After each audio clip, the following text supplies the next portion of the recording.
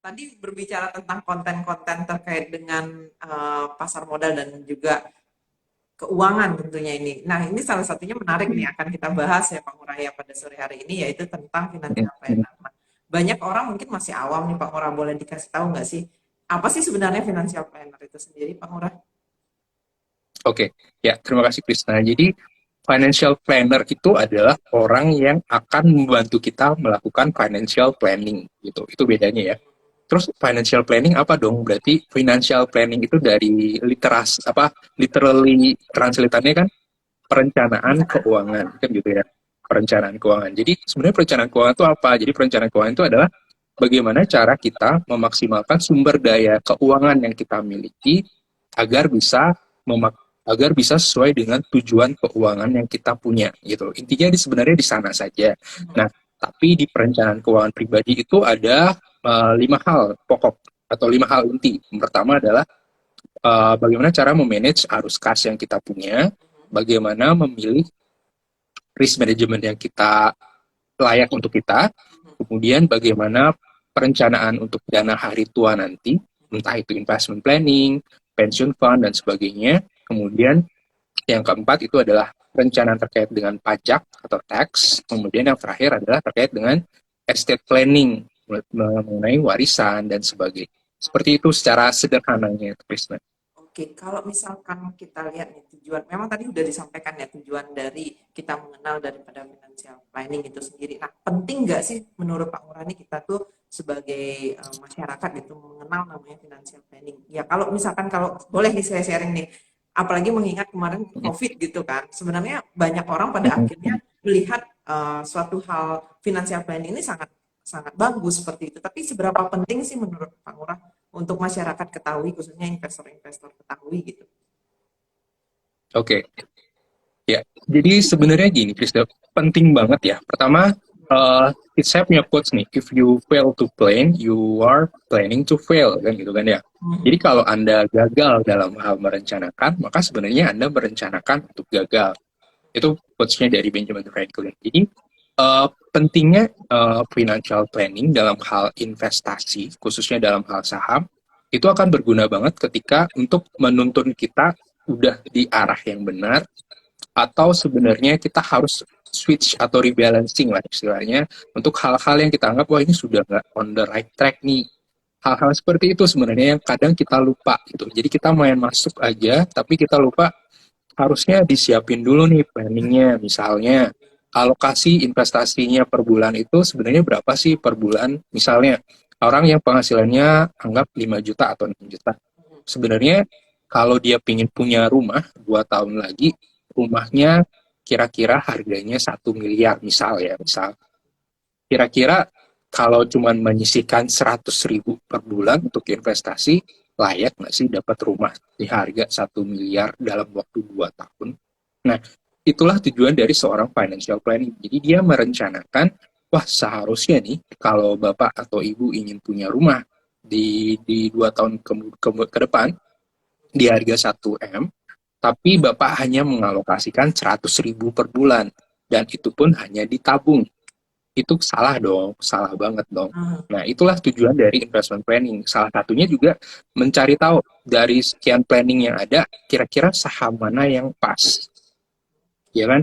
Karena saham itu juga ada banyak jenisnya kan, kita sepakat ya, ada yang namanya blue chip, ada yang namanya second liner, ada yang namanya third liner.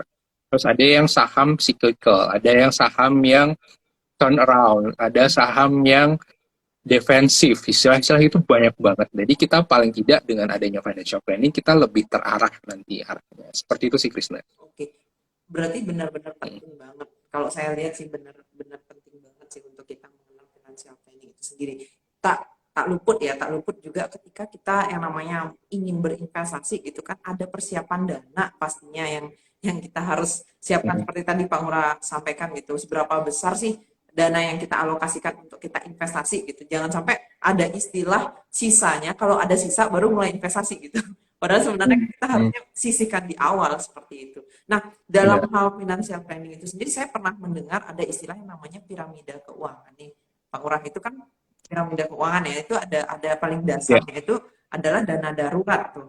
Nah, apakah kemudian dana darurat itu seperti apa dan berapa besar sih penting enggaknya kita harus punya dana darurat? Karena kan kalau misalkan kita lihat tuh Kak, dana darurat itu mungkin bisa disebutkan keamanan keuangan ya seperti itu. Kalau investasi itu dikategorikan itu kenyamanan gitu kan.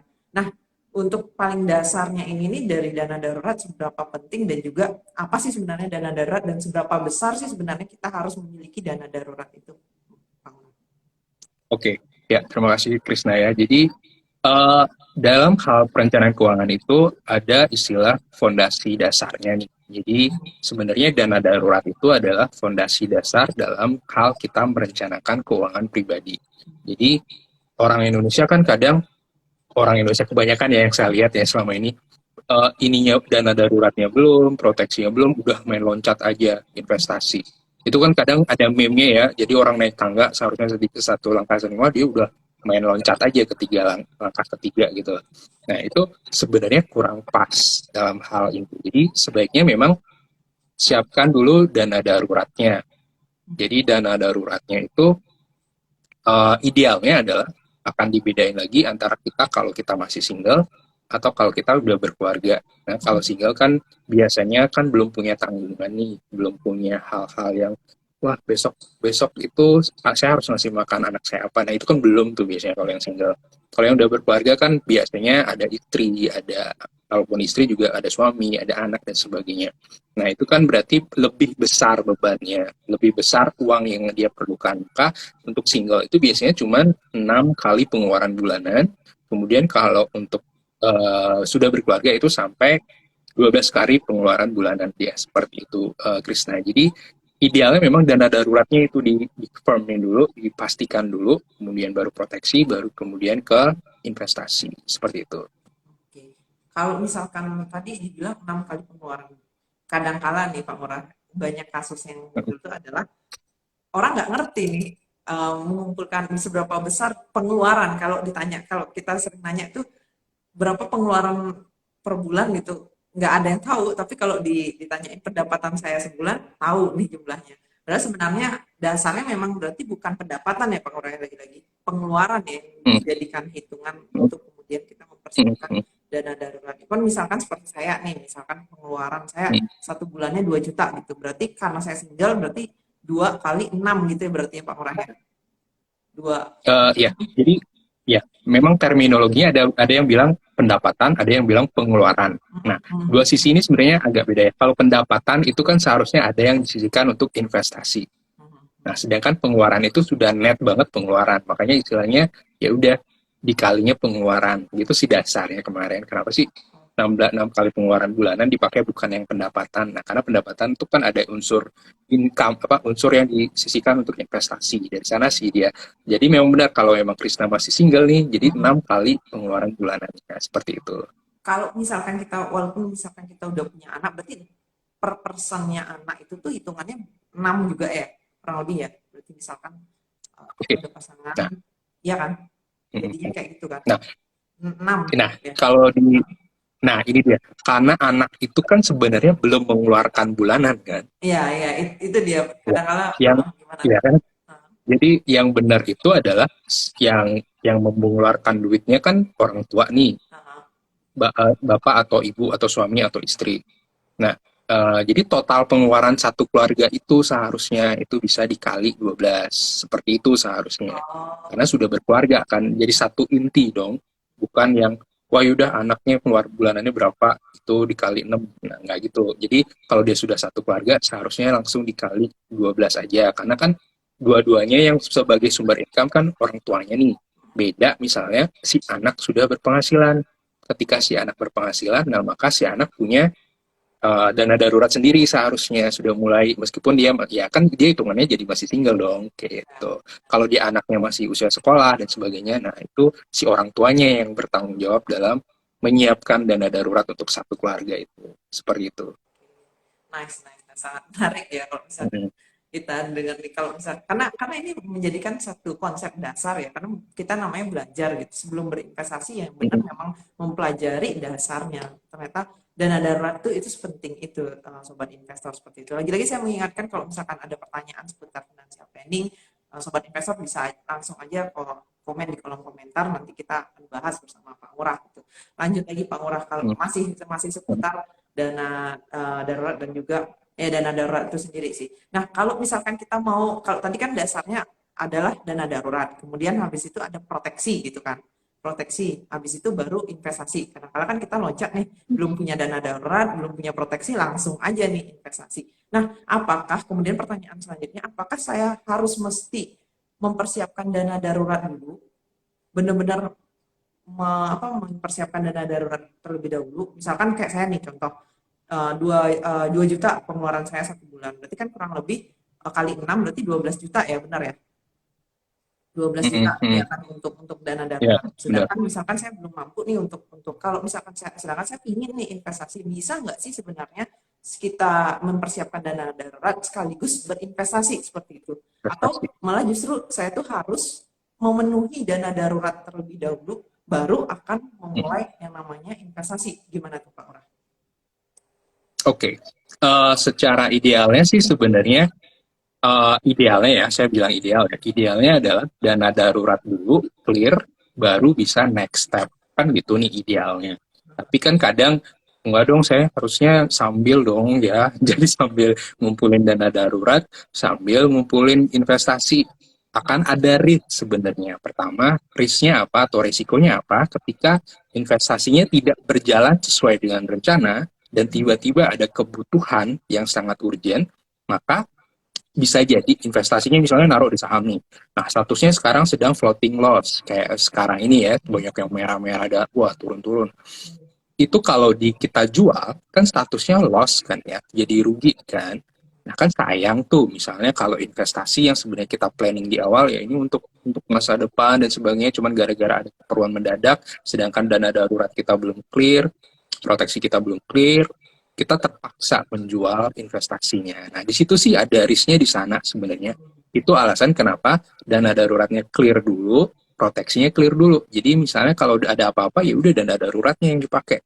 Tapi misalnya wah dana darurat udah dipakai nih, sedangkan misal nih kita tiba-tiba masuk rumah sakit. Nah, kan di situ ada risk management dalam hal insurance di sana. Jadi ketika kita sakit atau apa itu udah di cover sama si insurance. Jadi investasi kita berjalan dengan baik dan aman tanpa perlu diganggu lagi. Nah itu sih konsepnya sebenarnya Krisna. Jadi itu kayak ketenangan pikiran juga sih ya jadinya ya. Jadi kita udah ngerasa wah nyaman nih karena kita benar-benar pakai uang yang benar-benar dingin, dan uangnya ya idealnya sih memang investasi untuk pakai uang dingin kan ya, bukan uang untuk makan sehari-hari, itu kan bahaya banget. Jadi ya seperti itu sih pendapat saya. Balik lagi investasinya kalau bisa kan ada jenis risknya lagi nih. Ada yang low risk, ada yang high risk high return, ada yang low risk low return. Nah itu juga itu kita harus benar-benar memilah sih menurut saya Krisna. Oke, nice ya. Bener banget berarti konsepnya ya. Karena kalau misalkan saya pernah baca gitu, ada piramida keuangan itu sendiri. Lagi-lagi tadi saya mention lagi nih, ya kan di piramida keuangan itu kalau misalkan dana darurat dan proteksi itu masuk ke kategori keamanan keuangan gitu. Memang harus diamankan terlebih dahulu, kemudian investasi dan kemudian dana pensiun itu masuk kalau nggak salah kenyamanan distribusi keuangan yang paling pucuk itu masuk ke hibah atau ya hibah kalau nggak salah sih.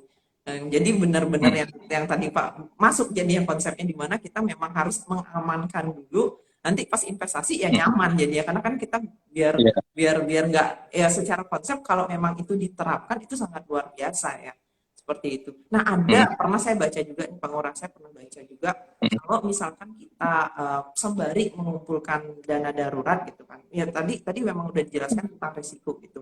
Kemudian kadang-kadang kan kita meletakkannya di tabungan aja gitu kan, tabungan sebenarnya bisa nggak sih sebenarnya kita pakai misalkan kayak kita letakkan di reksadana pendapatan reksadana pasar uang DPU ya, seperti itu bisa nggak sih sebenarnya? Jadi misalkan saya punya saat ini gitu baru terkumpul, harusnya saya mengumpulkan misalkan 12 juta gitu kan, tadi saya bilang kan pengeluaran saya 2 juta per bulan, kalau dana darurat berarti kurang lebih 12 juta.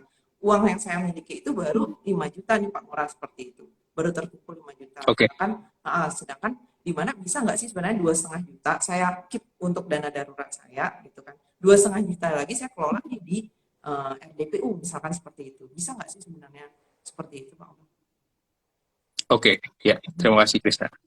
Jadi sebenarnya di mana sih kita menempatkan dana darurat kan gitu ya Nah, itu intinya dia. ya. Jadi ya, jadi ada yang bilang dana darurat memang idealnya tidak diinvestasikan, tapi ditempatkan di tempat yang kalau bisa kita agak susah juga nariknya. Maksudnya bukan susah sih, maksudnya tidak tergoda dengan mudahnya menarik. Misalnya kalau ditaruh di tabungan yang ada kartu ATM-nya, atau kita taruh di saldo mobile bankingnya kita, itu kan tinggal, wah duit saya masih banyak. Nah itu kan kadang godaannya besar banget tuh.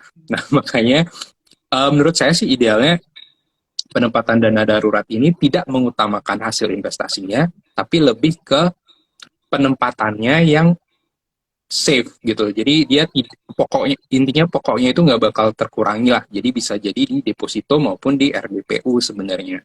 Itu masih ideal kalau penempatannya di sana karena setahu saya deposito tidak mungkin minus kan ya. Paling dia returnnya tidak seberapa. Nah memang dana darurat tidak dibuat untuk return yang tinggi kan itu namanya jaga-jaga kan gitu. Kalau tabungan saya sih kurang kurang oke ya, kecuali tabungannya nggak ada mobile bankingnya, nggak ada ATM-nya, jadi biar benar-benar kalau mau narik ya udah agak susah ya dalam tanda kutip. Misalnya kita harus narik ke banknya, nah itu oke. Atau taruh di RDPU. Nah RDPU kan biasanya returnnya tidaklah besar, tapi dia jarak ya nggak mungkin ya menurut saya RDPU minus itu kebangetan manajemen investasinya karena kan dia nempatinnya ke deposito term deposit itu nggak mungkin minus itu kebangetan kalau ada yang minus RDPU. Nah jadi seperti itu sih menurut saya Krisna, jadi ada dua solusi deposito maupun di RDPU atau bisa jadi di tabungan yang kira-kira kita agak agak susah nih nariknya nih seperti itu. Nice banget. Bagus banget nih, udah komplit nih untuk terkait dengan persiapan dana darurat sobat investor seperti itu. Nah, masuk ke investasi nih Pak Lurah. Sebenarnya ada satu lagi nih Kak. Kalau misalkan kita sudah punya dana darurat, ada istilah utang nih Pak Lurah. Kadang-kadang kan gitu. Apakah kemudian saya ini masih punya utang nih, ya kan saya masih punya utang cukup banyak. Kemudian saya ingin investasi. Nah, apakah kemudian sebenarnya saya harusnya ya kan secara financial planner pandangan profesi dari financial planner itu melihat saya harus melunasi utang saya terlebih dahulu, ya kan? Baru saya memulai investasi atau bagaimana nih Pak? Oke, ya, thank you Krisna. Jadi ini juga pertanyaan yang banyak banget ya. Misalnya lebih baik lunasin utang apa mulai berinvestasi atau dana darurat dan sebagainya. Balik lagi ya, utangnya itu adalah utang yang seperti apa. Kita tahu ada utang yang sifatnya jangka panjang dan utang itu untuk misalnya KPR. KPR kan jangka panjang nih biasanya ya, biasanya 15 tahun. Dan ada barangnya nih, ada rumah kan biasanya. Itu bisa dibilang oke ya, masih maksudnya menurut saya itu bukanlah konsumtif, tapi masih kategori bisa menghasilkan karena itu ada aset yang kita punya. Itu menurut saya tidak perlu sampai langsung dilunasin, wah karena 15 tahun biasanya gede-gede kan nominalnya, itu kan nggak gitu juga gitu konsepnya. Jadi jangan jangan dilunasin yang KPR-nya dulu, kalau menurut saya bunganya masih oke gitu ya, apalagi 15 tahun kan. Sedangkan menurut saya utang yang wajib segera dilunasi adalah utang-utang yang bersifat konsumtif, misalnya kartu kredit. Kartu kredit itu kan kebangetan juga kan, suku bunganya itu gede banget, jadi kalau kita berinvestasi apalagi pakai investasi pakai utang kartu kredit itu nggak banget, salah banget konsepnya. Jadi seharusnya utang-utang yang konsumtif dengan suku bunga yang menurut kita sudah kebangetan tinggi itu harusnya dilunasin aja dulu, dan kita mulai mencoba gaya hidup yang oke ya, maksudnya yang sesuai dengan kemampuan, karena biasanya kan intinya di sana aja ya sebenarnya dalam hal perencanaan keuangan. Kadang orang yang penghasilannya 1 M misalnya, kalau gaya hidupnya 2 M tetap aja dia kategori miskin kan. Atau orang yang penghasilannya cuma 10 juta tapi dia gaya hidupnya cuma total dia ngabisin 2 juta, itu luar biasa banget. Ada spare 8 juta, itu luar biasa banget. Itu contoh menurut saya. Jadi kaya atau belum kaya itu kategorinya sebenarnya bukan dilihat dari angka berapa penghasilannya, tapi bagaimana dia menjalani gaya hidup yang sesuai dengan kemampuannya menurut saya. Jadi seperti itu. Jadi kalau emang utangnya dengan suku bunga yang kategori tinggi dan konsumtif, maka sebaiknya itu dulu nasi. Tapi kalau ada utang yang bersifat jangka panjang dan ada aset di sana, misalnya rumah, ya itu oke. Jadi sambil itu ada, sambil punya investasi juga masih oke menurut saya. Karena biasanya suku bunga KPR kan rendah nih, biasanya di 1 digit aja kan biasanya.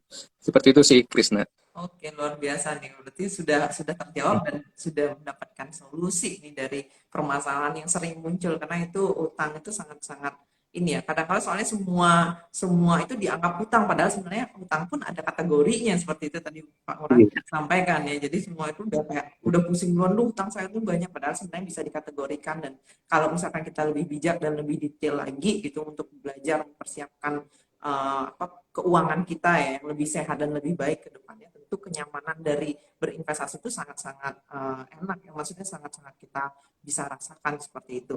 Nah, masuk ke dalam pengelolaan nih Pak Ngurah, kadang-kadang nih masih apa namanya, masih bingung juga nih seberapa, kalau misalkan kita lihat nih gimana sih cara menentukan anggaran ya kan, anggaran pengeluaran kita atau pengelolaan, kalau bisa dibilang personal budgetingnya kita deh, biar biar lebih baik seperti itu gimana nih Pak Ngurah, boleh diinfokan ke sobat investor.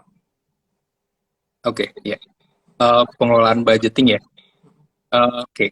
Sebenarnya ini ada yang bilang 50-30-20 kan gitu ya. 50 dihabiskan untuk kebutuhan, Esensial. 30 ya benar, 30-nya untuk hal-hal yang bersifat keinginan, terus 20%-nya invest.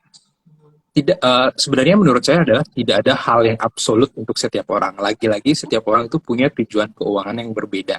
Yang pasti yang benar kata Krisna di awal, harusnya sisihkan dulu baru habiskan. Salahnya kita kan habiskan dulu baru sisihkan. Nah baru nyadar nih, wah kok nggak ada yang disisihkan, ternyata udah habis semua.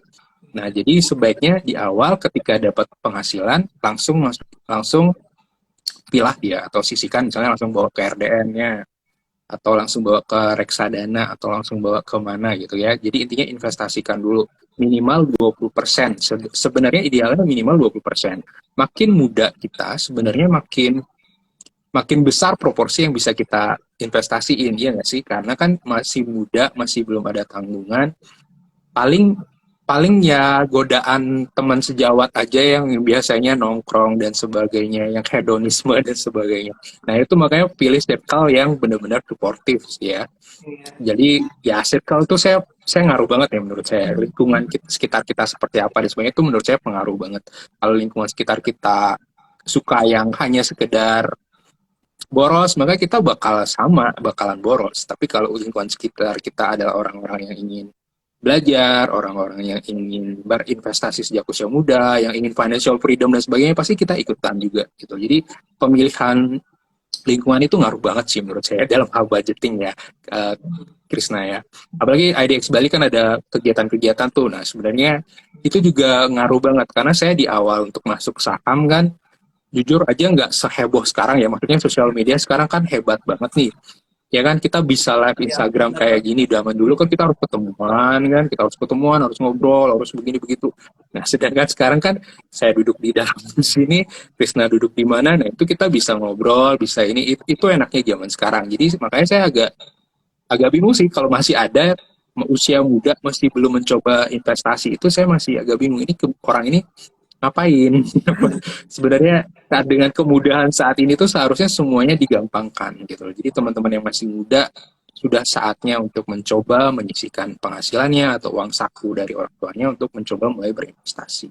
Seperti itu. Even itu investasi dimanapun ya, yang penting sesuai dengan budget dan juga lagi-lagi profil resiko. Jadi setiap investasi apapun sebenarnya tetap ada resiko-resiko yang harus teman-teman sobat investor pelajari, baik itu resiko yang kita mampu hadapi dan juga resiko dari masing-masing produk investasi yang ditawarkan seperti itu atau yang akan sobat investor ikuti gitu. Karena kan investasi tidak hanya kita berbicara di pasar modal, banyak jenis investasi lainnya di luar sana, tapi lagi-lagi hati-hati untuk legalitas dan lain sebagainya, karena itu kan kita Ya. juga jangan jangan nutup mata gitu, karena kalau misalkan baru ditawarin investasi yang returnnya tinggi gitu tanpa kita pelajari lebih dalam produknya seperti apa, bagaimana perputaran dananya yang kita investasikan di sana ya, seperti itu transparansinya bagaimana, nah itu sangat-sangat penting sebagai dasar kita biar nggak kita maksudnya pingin maksimal gitu kan, karena berbicara investasi kalau secara pengertian mungkin kita bilang meletakkan ya atau menanamkan modal kita yang saat ini ya kan nantinya di kemudian hari akan memberikan imbal hasil seperti itu ya, pastinya kita harapkan bukan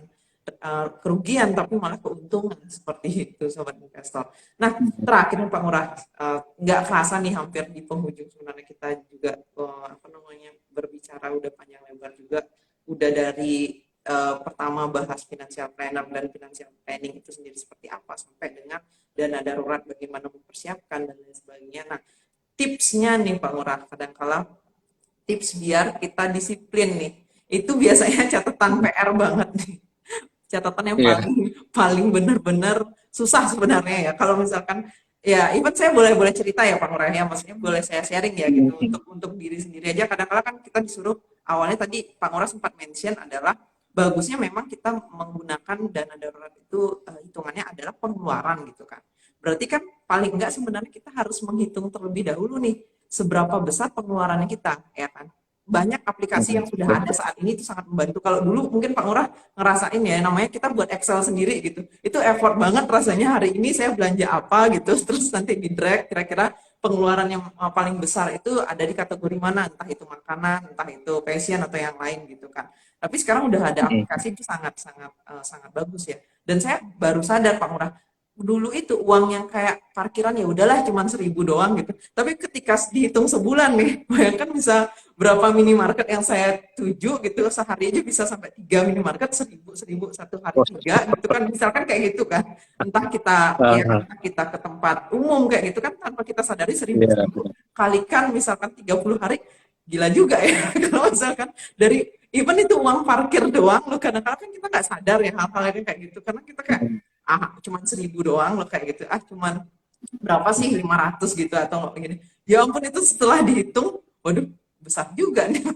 Maksudnya ternyata ngaruh juga kayak gitu. Nah, dari itu kemudian kan berpikir, oh gimana nih caranya mengelola, udah menghitung, kemudian mendisiplinkan diri. Nah, itu yang sangat sangat sangat menjadi catatan sendiri. Apakah, nah, dari pandangan Pak Ngurah nih, ada nggak tipsnya Pak Ngurah untuk kita biar bisa lebih disiplin lagi untuk menerapkan, karena kita kan pasti punya satu, yang pertama tujuan, kemudian punya strategi kan, ketika kita udah punya tujuan, kita punya strategi, dan pastinya strategi itu akan sangat maksimal ya kan, kita kita apa namanya terapkan, dan hasilnya akan maksimal kita peroleh apabila kita melakukannya secara konsisten. Even itu kita berinvestasi di saham maupun investasi di pasar modal seperti itu. Nah, tipsnya nih Pak Ngurah biar kita bisa disiplin dalam melaksanakan itu nih, gimana? oke, ya, baik. Thank you, Krisna. Jadi, kalau dari saya sih, tipsnya di awal, kadang kita perlu menonaktifkan aplikasi-aplikasi e-commerce. Itu salah satunya. Karena kan godaan tiap bulan itu selalu ada ya, 11 11, 12 12, habis ini ada 11 22 33 terus aja ada gitu-gitu kan. Itu sebenarnya kan godaan banget ya. Yang awalnya kita nggak ada niat belanja, tiba-tiba karena dapat notifikasi, wah 12 12 free ongkir, bla bla bla, diskon sekian. Kepingin kan? Itu kan logis ya. Itu kan istilahnya si e-commerce kan dia punya divisi sendiri untuk marketing dan sebagainya yang benar-benar menyasar psikologisnya si orang-orang ya, kayak kayak kita semua ya pasti disasar. Wah, kalau manusia tuh biasanya senangnya begini, manusia tuh senangnya diskonan, gratis ongkir, bla bla bla. Padahal ya kadang emang harganya emang segitu kan gitu ya, kadang-kadang. Nah, itu salah satu tips dari saya yang paling simpel ya, nonaktifkan semua e-commerce kalau bisa. Dan kadang juga kalau kita daftar satu, emailnya berdatangan tiap hari kan, Bener ya banget. kan? Jadi kalau saya, iya, selalu aja ada, misalnya inilah, itulah, hanya untuk kamu lah. Ah, perasaan tiap hari deh begini-begini mulu kan. Jadi kayak nawarin terus kan, luar biasa memang hidup konsumtif zaman sekarang. Nah, makanya kadang kayak kayak gitu saya terpaksa remark as spam. Jadi mau nggak mau saya ingin menghilangkan godaan itu, jadi saya unsubscribe misalnya dan sebagainya. Itu salah satu cara saya untuk tidak menjadi orang yang konsumtif, tapi di awal tetap saya pakai budgeting dulu. Jadi saya planning dulu bulan ini tuh apa. Kira-kira arus kas keluar yang sudah pasti itu apa aja, kan kita sebenarnya sudah bisa prepare ya. Misalnya bayar listrik, bayar ini, bayar itu kan sudah bisa tunggu. Bener. Cap kuota itu kan sudah rutin nih tiap bulan. Nah, itu seharusnya sudah disisihkan. Terus budgeting misalnya untuk transportasi, misalnya berapa tiap bulan. Itu harusnya kan kita punya nih hitung-hitungannya. Jadi kalau kita boros, jadi kita tahu, wah, kayaknya gue terlalu banyak kemana-mana nih hari ini, apa sebulan kemarin. Nah, itu kan bisa agak direm tuh. Atau misalnya hal-hal yang kayak gitu. Jadi usahakan godaannya di stopin dulu, mulai dari e-commerce dan sebagainya. Terus email dan sebagainya. Kemudian kita buat budgetingnya. stick to the plan. Jadi kita tahu bulan ini tuh keluarnya apa. Tiba-tiba bayar insurance misalnya, kita udah tahu dong seharusnya. Nah, seperti itu. Jadi sisihkan dulu. Kalau dari tips saya sih, nah itu lagi-lagi circle ya. Jadi lagi-lagi lingkungan ya. Itu sih kadang ngaruh banget kalau yang saya rasakan. Jadi dulu saya lingkungannya suka suka begini banget, ya udah saya pasti ikut. Sekarang circle-nya kayak begini, ya saya juga ngikut. Jadi maksudnya kita harus memilih lingkungan di mana kita berada gitu. Karena itu ngaruh banget. Kayak saya karena sekarang lebih banyak terlibat ke dunia-dunia kreatif, konten kreator. Jadi saya ngerasa, oh ternyata seperti ini nih di dunia konten kreator. Nah dulu saya di dunia misalnya perbankan, oh ternyata perbankan itu seperti ini. Nah seperti itu sih kalau dari saya, Krisna. Oke, thank you Pak Ora udah ngasih tipsnya. Sebenarnya ini ada pertanyaan boleh nih Pak Ora ya. Ya, dari Dari investasi investasi. 228 ya, mungkin agak keluar dari topik, tapi semoga Ya, nggak apa-apa. ya nggak apa ya Pak Ora ya. Gimana nih Iya, window nggak apa-apa. dressing tahun ini? Apakah akan tetap Buat, berjalan dan bagaimana dengan January Effect 2022? iya, nih ya, window dressing-nya jadi kacau ya. Seharusnya Desember itu adalah Desember yang ceria banget ya seharusnya ya. Karena rekornya itu Desember itu 15 tahun berturut-turut itu hijau bursanya. Sekarang tiba-tiba ada varian baru Omicron gitu. Jadi saya juga kaget ya, tiba-tiba kok ada varian baru ini. Seharusnya ini kan saatnya bullish gitu kan. Jadi saya juga ya gimana ya? Saya kemarin bukan kemarin, tadi saya juga baca di Europe itu mulai lebih ketat lagi ya lockdownnya. Bahkan Liga Inggris kalau nggak salah dihentikan ya kalau nggak salah ya. Nah itu berarti kan, nah kalau kita lihat historical, Eropa dulu, baru Asia, kan gitu biasanya, Iya, ya kan? Biasanya kan gitu kan kemarin ya, gelombang-gelombang si Delta dan sebagainya, Eropanya dulu, setelah itu India, baru Indonesia. Saya ingat banget kayak gitu polanya. Nah jadi kalau Eropanya udah di luar, jadi ya udah kita harus siap-siap. Jadi saat ini, jadi saya juga window dressing-nya gimana? Nah saya juga jadi kurang yakin nih window dressing-nya, karena semua orang pada sebenarnya apa sih efeknya dan sebagainya. Nah, di Januari kan seharusnya ada Januari efek ya. Jadi idealnya Desember, Januari, Februari itu iya kenceng banget seharusnya naiknya. Nah tapi sekarang berubah lagi nih tiba-tiba gara-gara si Omicron dan sebagainya. Kalau saya sih lebih senang wait and see sambil melihat yang fundamentalnya masih oke banget gitu. Kalau dari saya ya, investasi 228. Semoga menjawab nih ya.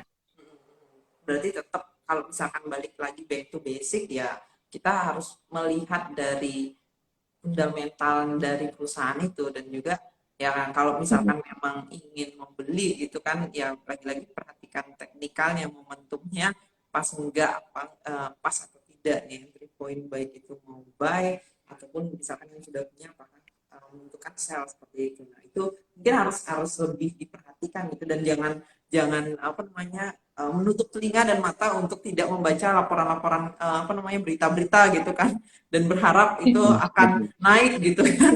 Maksudnya cuma ya ini apa namanya pergerakan perekonomian dunia maupun informasi-informasi lainnya itu kita harus lebih aware sebenarnya gitu. Karena kan ya namanya investasi ya ini sebenarnya secara tidak langsung kita mengelola bisnis kita sendiri sebenarnya ya secara tidak langsung ya Pak Murah ya. Jadi kita punya satu bisnis ya kalau kita nggak peduli amat sama bisnisnya kita ya bisa kacau gitu. Sedangkan kalau misalkan kita perhatikan terus kita pantau ini kenapa kita aware terhadap apa yang kita investasikan di mana kita investasikan ya itu akan mungkin memaksimalkan dan meminimalisir resiko-resiko yang akan kita hadapi seperti itu.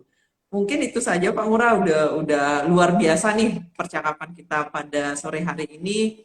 Thank you banget buat Pak Ngurah dan tim yang sudah meluangkan waktunya untuk bisa sharing-sharing seputar financial planning itu sendiri kepada sobat investor pada sore hari ini. Semoga apa yang kita sampaikan sangat bisa ini ya apa namanya teman-teman investor bisa mendapatkan manfaatnya dan mohon maaf apabila ada hal-hal yang kurang berkenan. Boleh nih closing statement dari Pak Ngurah untuk sobat investor yang masih bergabung dan setia pada sore hari ini. Oke, closing statement-nya adalah planningkan dulu semuanya sebelum mulai berinvestasi. Intinya itu aja sih. Oke, thank you. Itu singkat, padat dan Iya, jelas dan singkat. sangat dan jangan lupa disiplin ya. Dan balik Iya, lagi ke konsisten. ke tujuan investasi kita seperti apa. Oke, thank you banget. Makasih juga buat sobat